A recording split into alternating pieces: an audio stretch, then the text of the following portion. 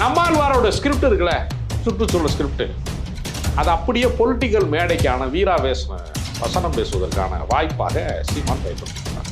இதுதான் அதில் உள்ள வித்தியாசம். நீங்க மாட்டு வண்டியில பயணம் போறீங்க, அந்த காலத்தில் போனாங்கல்ல தாத்தாக்கள்லாம், பழைய காலத்தாட்கள்லாம், சுற்றுச்சூழலுக்கு எதிரானது அல்ல. இப்போ மாட்டு வண்டியில் போவானா, நாம் தமிழர் கட்சிக்காரன் போகிறான், மாநாட்டுக்கு போகிறேன் போகிறான், மாட்டு வண்டி எடுத்து போவானா, இல்லை சைக்கிள் மிதிச்சு போவானா? ஆர்எஸ்எஸ் வந்து சனாதன ரீதியாக அவனவனுடைய சாதி தொழிலை வந்து செய்யுங்கிறான்ல.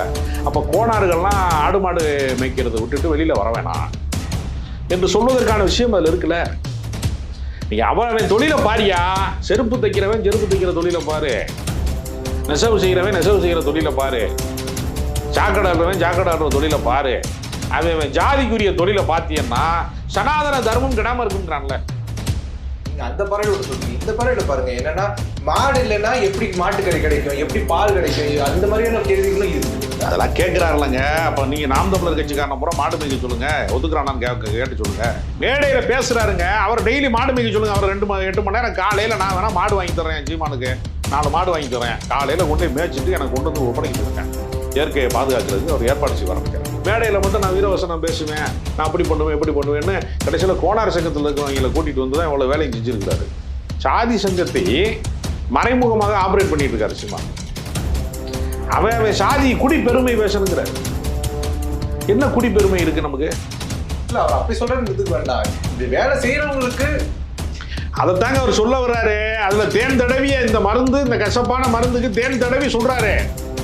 சனாதனத்தை பாதுகாக்க வேண்டும், இந்து தர்மத்தை பாதுகாக்க வேண்டும், அவர் சாதிக்கான தொழில்களை செய்ய வேண்டும். அப்படி நேரடியாக சொன்னா செருப்பு தைக்கிறவன் செருப்பு தான் தைக்கணும், செருப்பாலே அடிப்பான்.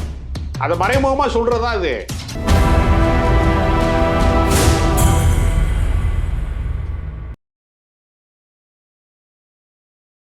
நேயர்களுக்கு வணக்கம். இன்று நம்மோடு நேர்காணலில் பேசுவதற்காக அரசியல் விமர்சகர் திருமிகு ராஜகம்பீரன் அவர்கள் நம்மோடு இணைந்திருக்கிறார். வாருங்கள், அவரோடு பேசலாம். சார் வணக்கம். வணக்கம். நாம் தமிழர் கட்சியினுடைய சீமான் அவர்கள் வந்து மதுரையில ஒரு மாநாடு நடத்தியிருக்கிறாரு, ஆடு மாடு மாநாடு அப்படிங்கிறது. எப்படி பாக்குறீங்க அந்த மாநாட்டை? சீமான் அவர்கள் வந்து சுற்றுப்புற சூழல் சம்பந்தமான ஒரு அரசியலை பேசுகிறேன் என்று தொடர்ச்சியாக வந்து பல மேடைகளிலே பேசி வருகிறார். சுற்றுச்சூழல் சார்ந்து இன்றைக்கு வந்து பல அமைப்புகள் இருக்கிறார்கள். உதாரணத்திற்கு பூவுலகின் நண்பர்கள் என்கிற அமைப்பு இருக்கிறது. நம்மாழ்வார் இதற்கென்று ஒரு தனித்த இயக்கம் நடத்தினார். இந்த பூவுலகின் நண்பர்கள் போன்றவர்களோ நம்மாழ்வார் போன்றவர்களோ ஆக்கப்பூர்வமான பணிகளை செய்யக்கூடியவர்கள். அவங்க வந்து சும்மா அந்த மேடையில் டைலாக் அடிக்கிற பார்ட்டிகள் கிடையாது. அவங்க அறிவியல் பூர்வமாக சுற்றுச்சூழல் பாதிப்புனால என்னென்ன நடக்கிறது, மேற்கு தொடர்ச்சி மலையில் அங்கே இருக்கக்கூடிய மரங்களை எல்லாம் வெட்டி தேயிலை தோட்டங்களை உருவாக்குவதன் மூலமாக எப்படி வந்து ஒரு மழை வருவதற்கான வாய்ப்பை வந்து இயற்கையில் எப்படி தடை செய்து விட்டார்கள், ஏன் வந்து பருவத்திற்கு வந்து மாதம் மும்மாறி பெய்கிறதெல்லாம் கேட்பாங்க இல்லையா, அந்த பருவமழை பொய்த்து போனதற்கு என்ன காரணம் என்றால் மேற்கு தொடர்ச்சி மலையெல்லாம் மொட்டையடிக்கப்பட்டதுதான் காரணம் என்று ஒரு அறிவியல் ஆய்வின் அடிப்படையிலே பூவுலகின் நண்பர்கள் இருக்கக்கூடியவர்களோ சுற்றுச்சூழல் ஆர்வலர்களாக இருக்கிறவங்களோ பல நண்பர்கள் நமக்கு இருக்கிறாங்க, அவங்கெல்லாம் பேசுவாங்க. நம்மாழ்வார் அதை ஆக்கப்பூர்வமாக செயல்படுத்தினாரே. இளைஞர்களை எல்லாம் அழைத்து கொண்டு வந்து இயற்கை விவசாயம் செய்யறது எப்படி வந்து நம்ம வந்து இதுல இருந்து தப்பிக்கிறது, இது எங்கிருந்து உருவாச்சு, பூச்சிக்கொல்லி மருந்து உரம்லாம் எங்கிருந்து உருவாச்சு. நீங்க 2ஆம் உலகப் போர் நடக்கிற போது திடீரென்று ஒரு நாள் போர் நின்று விட்டது. ஹிட்லர் தற்கொலை செய்து கொண்டான், அந்த போர் நின்று விட்டது. 2ஆம் உலகப் போர். 2ஆம் உலகப் போர் நின்ற போது இந்த மனிதர்களை கொல்வதற்காக தயாரித்த ரசாயனங்கள்லாம் இருக்குல்ல, போருக்காக தயாரிக்கப்பட்ட ரசாயனங்கள்லாம் இருக்குல்ல, போர் குண்டுகளுக்காக தயாரிக்கப்பட்டதெல்லாம், அந்த ரசாயனங்கள் மிஞ்சி விட்டது. அப்போ விஞ்ஞானிகளுடைய மாநாட்டை கூட்டி என்ன செய்வது என்று அவர்கள் கேட்கிறார்கள். முதலாளிகள்லாம் கேட்குறான், பணம் முதலீடு செய்தவங்களாம், ஆயுத வியாபாரிகள் கேட்குறான், அதுதான் புரியணும். அப்போ அங்கே வந்து சொல்கிறாங்க, வளர்ந்து கொண்டிருக்கிற நாடுகள், 3ஆம் தர நாடுகள், அந்த நாடுகளில் வளர்ச்சி பெறாத நாடுகள், வளர்ச்சிக்காக முயற்சி செய்து கொண்டிருக்கிற நாடுகள், 3ஆம் தர நாடுகளில் விவசாயம் முதன்மையாக இருக்கிறது. அந்த விவசாயத்துக்கு இடையூறாக என்ன இருக்கிறது? பூச்சிகள் இருக்கிறது. அப்ப மனிதர்களை கொல்வதற்காக தயாரித்த இந்த ரசாயனத்தை பூச்சிக்கொல்லி மருந்தாக மாற்றிவிட்டால் விவசாயிகளுக்கு அது பயன்படும், நம்ம வியாபாரம் பாதிக்கப்படாது, நாம் உற்பத்தி செய்த ரசாயனம் வீண் போய்விடாது என்று அவர்கள் சொல்றாங்க. அதை ஏற்றுக்கொண்டு என்ன பண்றாங்கன்னா, வேளாண் அமைச்சர்கள்ட்ட எல்லாம் வச்சு போதுமான அளவுக்கு வேண்டிய விஷயங்களை எல்லாம் கொடுத்து பசுமை புரட்சி பண்றோம், அதை பண்றோம், இதை பண்றோம்னு சில ஆளுகளை மீடியேட்டர்லாம் பிடிச்சிட்டாங்க. விஞ்ஞானிகள் போர்வையில் அரசாங்கத்துக்கு யாரெல்லாம் வேலை செய்வானோ அவனையெல்லாம் புரோக்கரெல்லாம் பிடிச்சிட்டாங்க. பிடிச்சி கொண்டு வந்து இந்த நிலத்தில் ரசாயன உரங்களை கொட்டுவதில் இருந்து, பூச்சிக்கொல்லி மருந்துல இருந்து இந்த வியாபாரத்தை தொடங்கி இருக்கிறார்கள். பூச்சிக்கொல்லி மருந்து அந்த விஷமானது அது தாவரத்தின் மீது படுகிற போது அதிலிருந்து விளையக்கூடிய தானியங்கள்லையும் அதனுடைய பாதிப்பு இருக்கும், அந்த தானியத்தை உண்பவனுக்கும் அந்த பாதிப்பு இருக்கும். அப்படித்தான் வந்து பல வகையான நோய்கள் உற்பத்தி செய்யப்பட்டது. அதனால அந்த பழைய காலத்து ஆளுங்க கம்பங்கூழையெல்லாம் குடிச்சிக்கிட்டு பழைய விவசாயம்லாம் பார்த்தவங்க வந்து கல்லு மாதிரி இருப்பாங்க. அப்பொழுதும் மருத்துவ பிரச்சனைகள் உண்டு. ஆயில் குறைவாக இருந்துச்சு அந்த காலத்தில். பல 6 புள்ள 7 புள்ள பெற்றுருவாங்க, 2-3 தங்காமல் போயிடும். இப்போ மருத்துவம் வளர்ச்சி அடைந்திருக்கிறது. நவீன விஞ்ஞானத்தில் மருத்துவம் வளர்ச்சி அடைந்திருக்கிறது. இந்த இயற்கை வாழ்க்கை என்பது நம்ம விட்டு கொஞ்சம் இல்லாமல் போயிருக்கு. நிலங்கள் மலடாக்கப்பட்டிருக்கிறது. இதை ஆக்கப்பூர்வமாக எப்படி வந்து அடுத்த கட்டத்திற்கு கொண்டு செல்வது என்று இயற்கை விவசாயம் சார்ந்து, இயற்கை வாழ்வியல் சார்ந்து முறைப்படுத்துகிற வேலையை நம்மாழ்வார் செய்தார். நம்மாழ்வாரோட ஸ்கிரிப்ட் இருக்குல்ல, சுற்றுச்சூழல் ஸ்கிரிப்ட், அது அப்படியே பொலிட்டிக்கல் மேடைக்கான வீராவேசன வசனம் பேசுவதற்கான வாய்ப்பாக சீமான் பயன்படுத்தி கொண்டார். இதுதான் அதில் உள்ள வித்தியாசம். இப்போ சீமான் என்ன சொல்றாருன்னா, சீமானுடைய அரசியல் ஒரு தந்திரம் ஒளிந்திருக்கும். திடீர்னு நான் பனைமரம் ஏற போறேன் அப்படின்னு சொல்லுவாரு. ஏற்கனவே பனையேறுகிற நாடார்கள் என்றுதான், பனையேறின்னு தான் அவங்களை சொல்லுவாங்க, பனையேறுகிற நாடார்கள் என்றுதான் அவர்கள் பின்தங்கிய வாழ்க்கைக்குள்ள இருந்தாங்க. அவர்கள் படித்து வியாபாரம் செய்து வேற தொழில்களுக்கு போய் சாஃப்ட்வேர் இன்ஜினியர் ஆகி சிவநாடார் மாதிரி உலகத்தினுடைய மிகப்பெரிய கோடீஸ்வரர்கள் பட்டியலில் இடம்பெறக்கூடிய அளவிற்கு அந்த சமூகம் வளர்ந்தது. எதனால? பனையேறுகிற தொழிலை விட்டு கீழே இறங்கி படிக்க ஆரம்பிச்சதுனால. இவன் படித்த இளைஞர்கள்லாம் கூட்டு போய் வா பனையேறுவோன்ட்டு இவரால் ஏற முடியல. இவருக்கு 60 வயசு ஆச்சு சீமானுக்கு. டை அடிச்சுக்கிட்டு ஜிம்முக்கெல்லாம் போயிட்டு டிஷர்ட்லாம் போட்டு மெயின்டைன் பண்ணுறாரு. இவர் என்ன பண்ணுறாருன்னா, அங்கே ஒரு படிக்கட்டை உருவாக்கி அது மேலே அவர் ஏறுறாரு. நாம் தமிழர் கட்சி ஆட்சிக்கு வந்துச்சுன்னா லிஃப்ட் வச்சுருவோம் நாங்கள், இப்போ படிக்கட்டு தான், இப்போ அண்ணன் வந்து படிக்கட்டில் ஏற மூச்சு வாங்குறாரு அப்படின்னு சொல்லிட்டு இருக்கான். இப்போ என்னென்னா, ஆடு மாடுகளை பூரா ஒன்றா திரட்டி ஒரு 1000கணக்கான மாடுகளுக்கு முன்னாடி அவர் உரையாற்றுறாரு. வாயில்லா ஜீவன்களுக்காக நான் பேசுகிறேன், எல்லா உயிருக்குமானது என்னுடைய அரசியல் அப்படிம்பாங்க. நாம் தமிழர் கட்சியில் இருக்க வேடிக்கை என்னென்னா, எல்லா உயிர்களுக்குமானது எங்கள் அரசியல்மாங்க.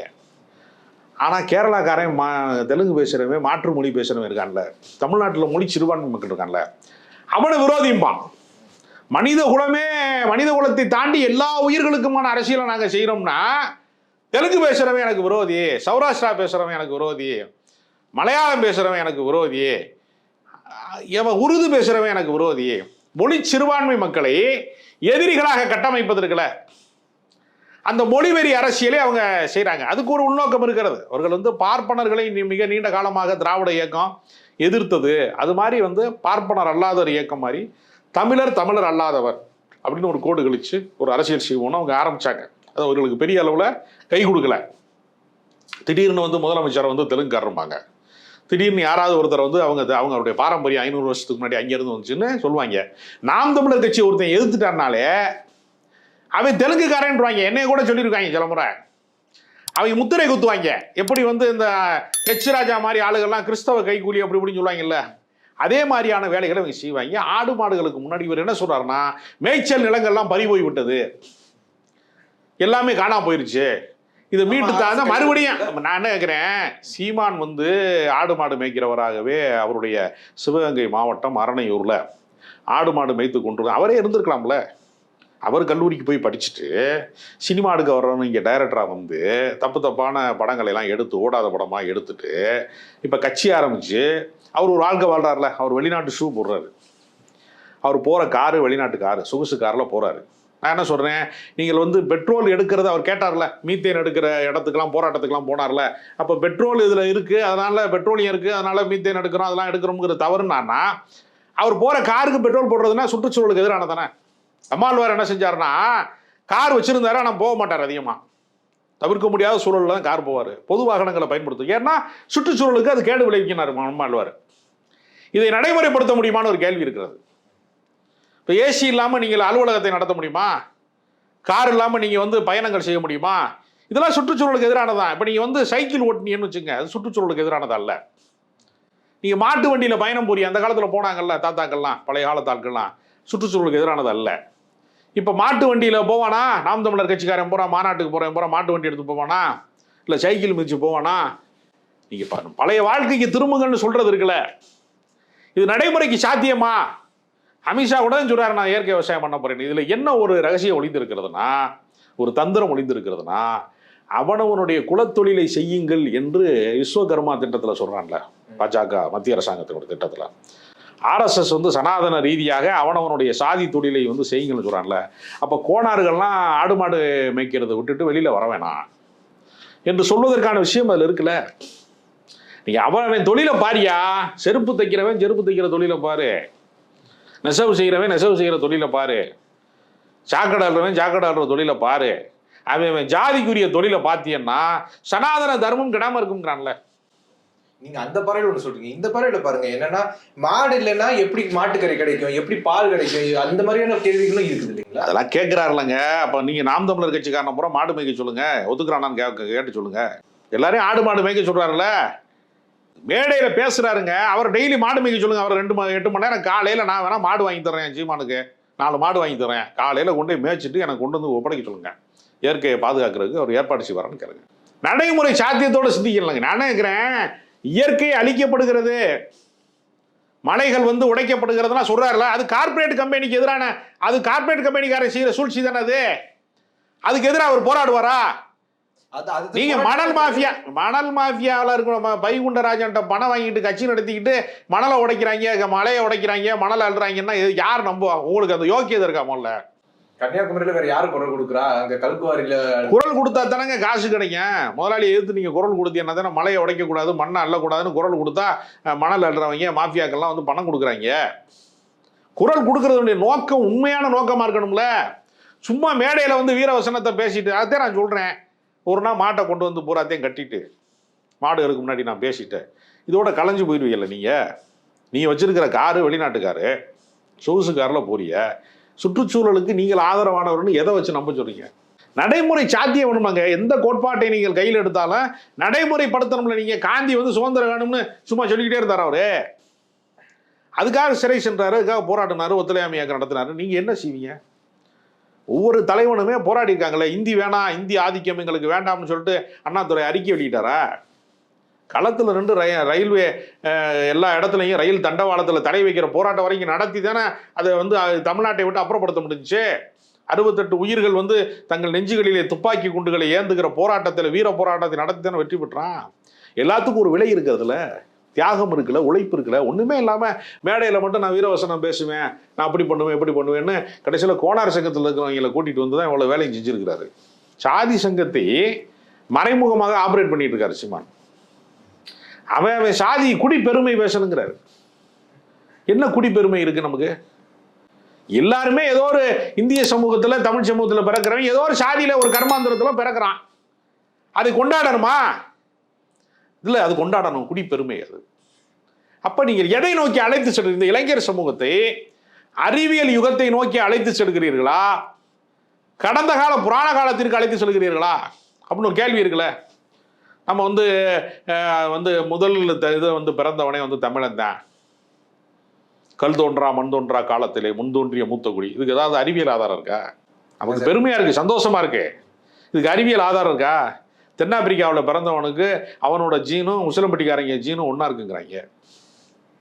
முதல்ல வந்து மனித குலம் தோன்றியது அங்கே தான், அங்கேருந்து தோன்றினாங்க அப்படின்னு கூட அறிவியல் ஆதாரம் இருக்கிறது. இப்போ இதையெல்லாம் பேசுவதன் மூலமாக சாதி பெருமை பேசுவது, குடிப்பெருமை பேசுவது, மொழி பெருமை பேசுவதன் மூலமாக ஒரு சமூகம் முன்னுக்கு வருமா? அதே நம்மளோட கேள்வி.